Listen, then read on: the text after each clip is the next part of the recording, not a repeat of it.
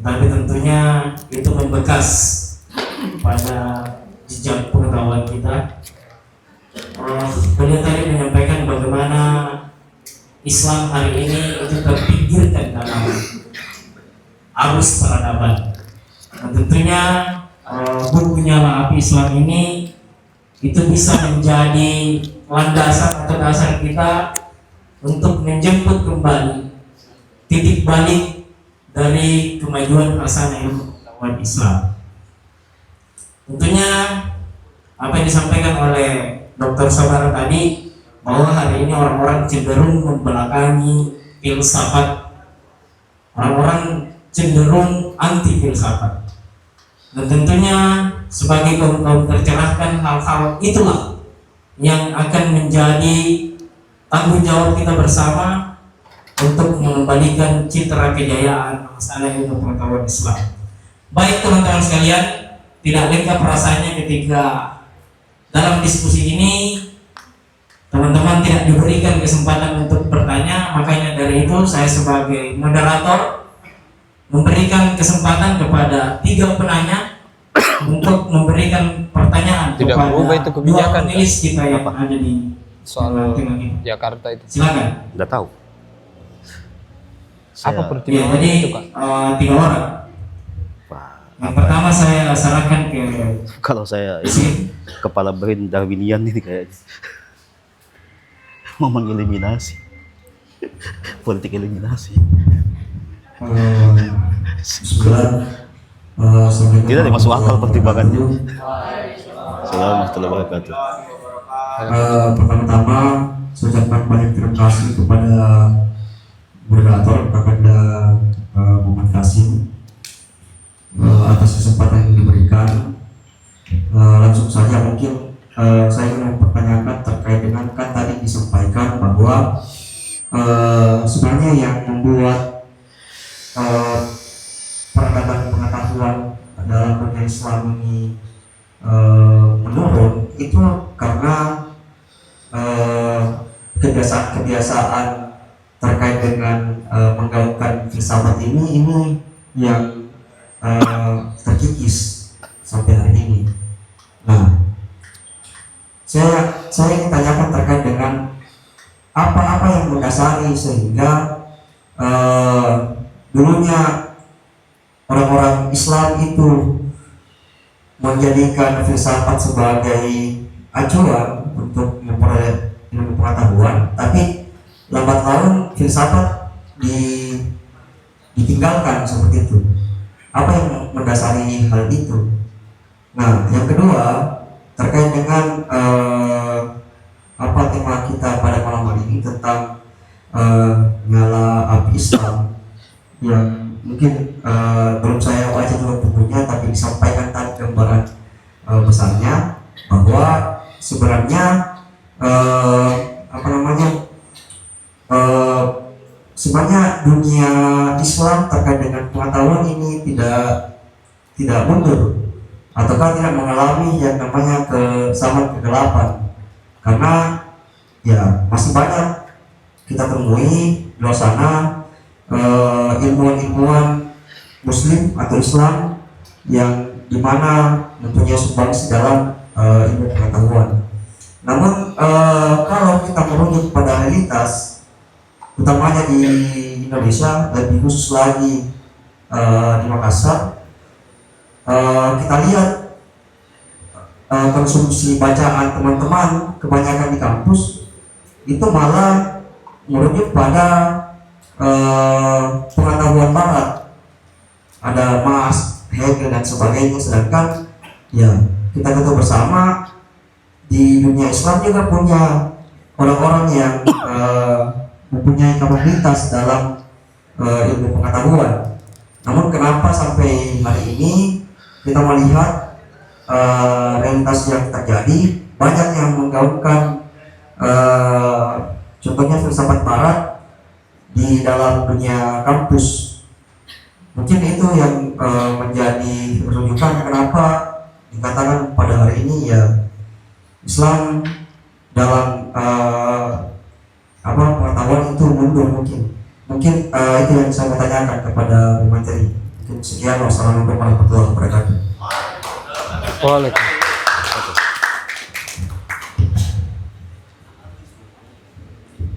Baik, bismillahirrahmanirrahim. Assalamualaikum warahmatullahi wabarakatuh.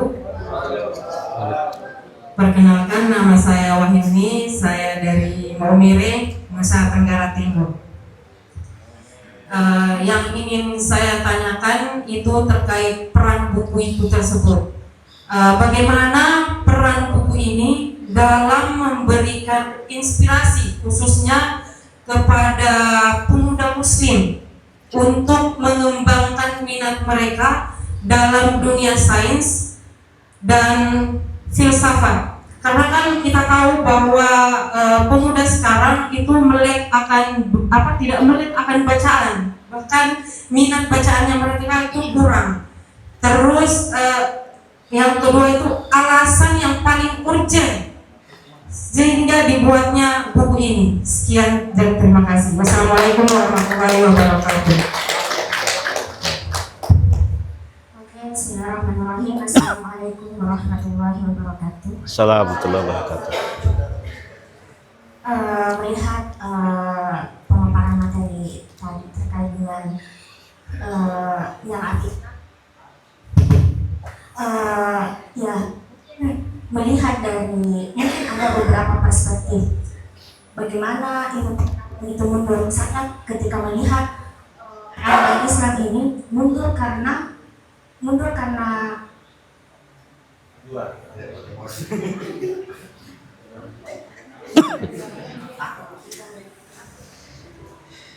ya atau misalnya kita ambil sampel di Indonesia, misalnya kata tanpa raga, salah satu kenapa orang Indonesia sampai sekarang ini tidak berkembang itu karena dia terlalu kental dengan logika mistika.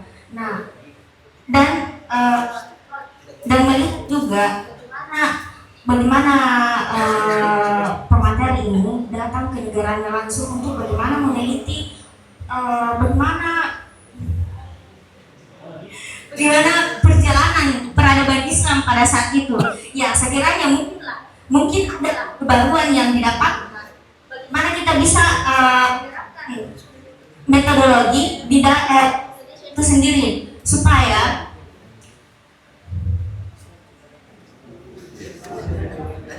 Lanjut deh.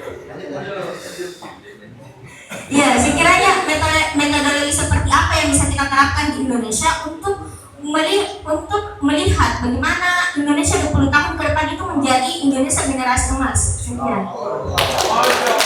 Wah.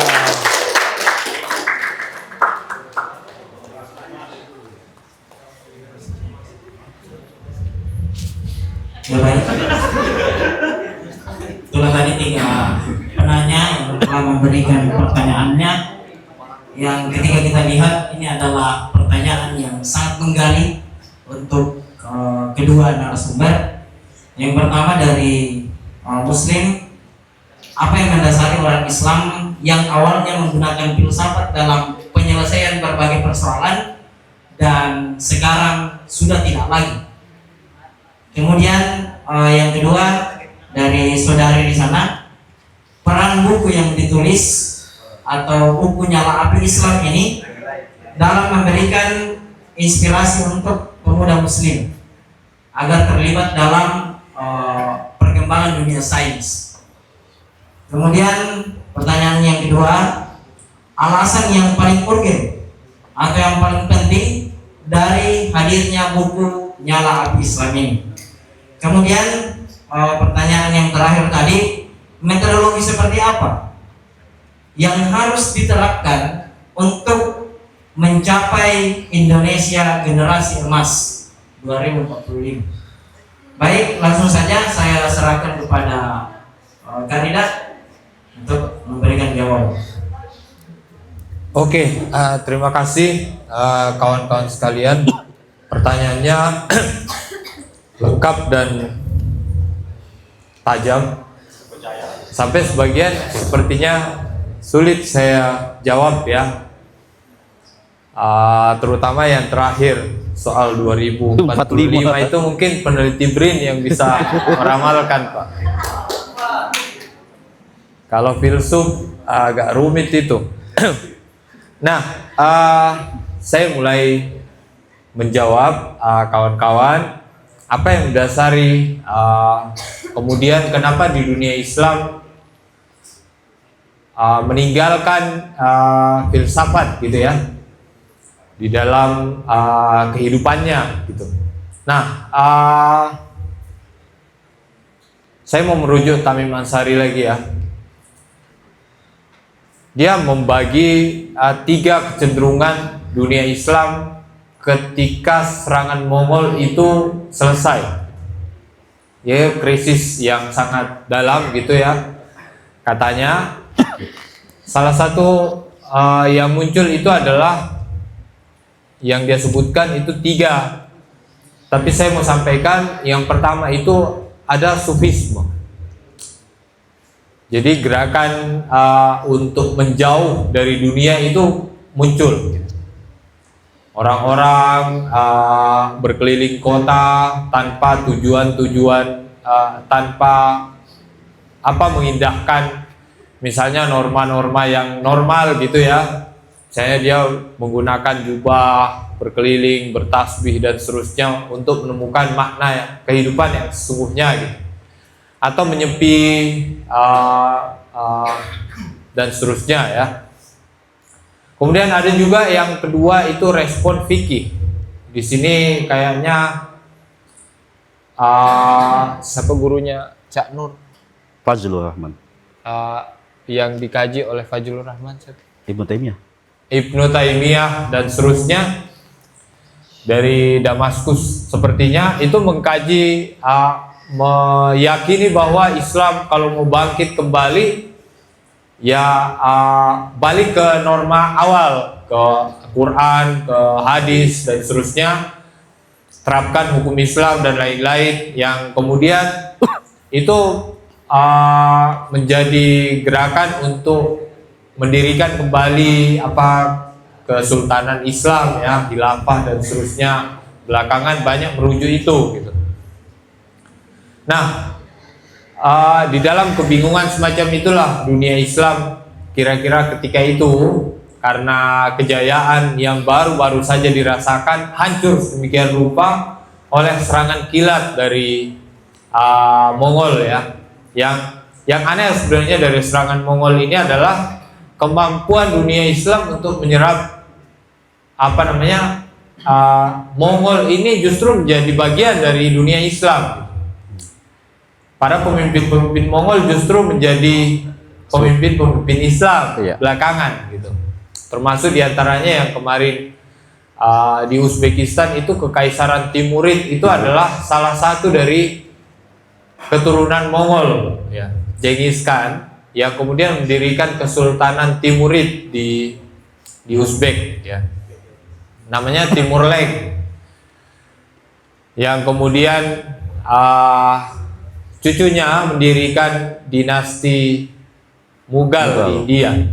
Makanya dinasti Mughal kemudian kita kenal sebagai Mughal Timurid Empire. Karena salah satu dari cucunya Timur itu mendirikan dinasti Mughal. Namanya Babur. Nah, apa yang membuat kita teralih dari metode berpikir berfilsafat gitu sehingga kemudian kita menjadi mundur? Itu salah satu jawabannya Tamim Ansari gitu. Responnya yang faktual dunia Islam karena dia tidak mampu lagi memimpin secara rasional, maka dia lari dari perdebatan, mencari kemungkinan jawaban di mana sepertinya dia bisa lebih berkuasa di situ. Bisa jawabannya fikih, bisa jawabannya mungkin asketisme ketika itu. Tetapi saya kira ini mengenyampingkan girah yang sebenarnya tidak pernah luntur di Persia, di Asia Tengah, di dunia Islam yang luas tentang sains Islam gitu. Seperti yang saya kemukakan tadi bahwa bukti-bukti empirik di mana sebenarnya dunia Islam tidak pernah meninggalkan sains itu sebenarnya kita lihat gitu. Tetapi apa yang saya mau sampaikan mengenai kemunduran Islam ini sebentar lagi akan terbit, mungkin bulan depan akan terbit buku saya Sejarah Kiri Dunia Islam. Saya ingin memulai perdebatan itu dari satu artikel saya di Islam Bergerak kira-kira 3 tahun atau 4 tahun yang lalu, mengenai pertanyaan kenapa dunia Islam kita mundur gitu. Nah, saya terusik sama seorang intelektual liberal dari Amerika, dia orang Turki, namanya siapa sih? Siapa? Yang saya kutip-kutip kemarin itu. Sorry, saya agak lupa ya. Yang menulis Islam, Otoritarianisme dan Keterbelakangan. Kuru ya. Kuru menulis kemarin bahwa penyebab kemunduran Islam itu bukan karena kolonialisme. Jadi saya menulis 4 artikel dari 11 artikel yang terbit di buku itu, sanggahan terhadap argumennya Kuru yang menyepelekan kolonialisme dengan beberapa fakta ya, termasuk diantaranya yang paling pertama saya tulis itu untuk argumen itu adalah 2 artikel saya soal Kekaisaran Mughal dan Kekaisaran Goa Makassar. Bagaimana dia mundur, praktik kolonialisme menggunakan cara yang sama gitu. Praktik ekonomi eksploitasi yang sama yang dilakukan di India dan di Makassar ketika menghancurkan Kesultanan Makassar dan Kesultanan Mughal di India. Jadi dia menerapkan praktik pelarangan ekspor dan perdagangan bebas untuk orang-orang di Makassar dan di India. Kemudian dia menerapkan bea tinggi untuk perdagangan hasil manufaktur. Kalau ini untuk kasus India, hasil manufaktur tekstil India itu dijual dengan bea tinggi dari pemerintahan Inggris. Ketika itu kita sudah Mughal dijajah oleh Imperium Inggris, dijual dengan harga mahal, sementara produk tekstil pabrikan Inggris dipasarkan di India dengan tanpa bea, tanpa cukai gitu.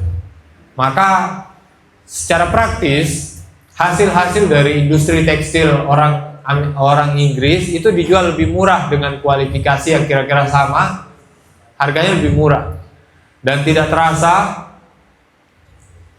dalam waktu hanya beberapa tahun India merosot dari kemampuannya untuk memproduksi tekstil, kemampuan sumbangan ekonominya terhadap dunia itu dari 50% secara global di abad ke-16, 2 abad setelahnya itu hanya tinggal 16%, dan itu beriringan dengan Inggris yang justru naik hampir 10%, padahal ini adalah satu negara kecil di Eropa Barat. Dulu perimbangannya itu Eropa Barat dengan India gitu. Sepertiga PDB dunia itu dikuasai oleh India. Jadi India hanya di bawah Cina ketika itu. Tetapi hanya butuh waktu 100 tahun lebih, hampir 200 tahun, India hancur. Apa yang oleh ekonom bilang sebagai proto-industrialisme. Dalam hal ini di India itu industri tekstil ya, hancur karena kebijakan itu. Sama dengan perjanjian Bungaya di Makassar yang sangat merugikan Kesultanan Goa, sehingga menyebabkan banyak orang-orang Bugis Makassar, Mandar pergi dari Makassar, diaspora kemana-mana karena tidak mau menerima kebijakan yang timpang itu. Misalnya pelarangan pelarangan perniagaan dengan pedagang Eropa dan seterusnya.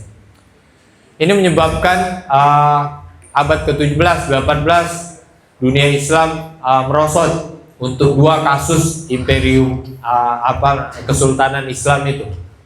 Nah, itu membantah Kuru yang mengatakan bahwa kemunduran kita karena tidak adanya inovasi dan bukan karena kolonialisme. Saya bilang bahwa bukan tidak ada inovasi, tetapi bagaimana mungkin inovasi itu bisa kita lahirkan dari suatu tata sosial di mana produksi pengetahuan tidak berlangsung. Coba bayangkan di Makassar ya. Lembaga pendidikan di Makassar mungkin di akhir abad ke-19 itu untuk sekolah rakyat, hanya untuk baca tulis, yang kemudian dia menjadi administrator abtenar rendahan kolonial gitu. Bagaimana bisa ada ilmuwan?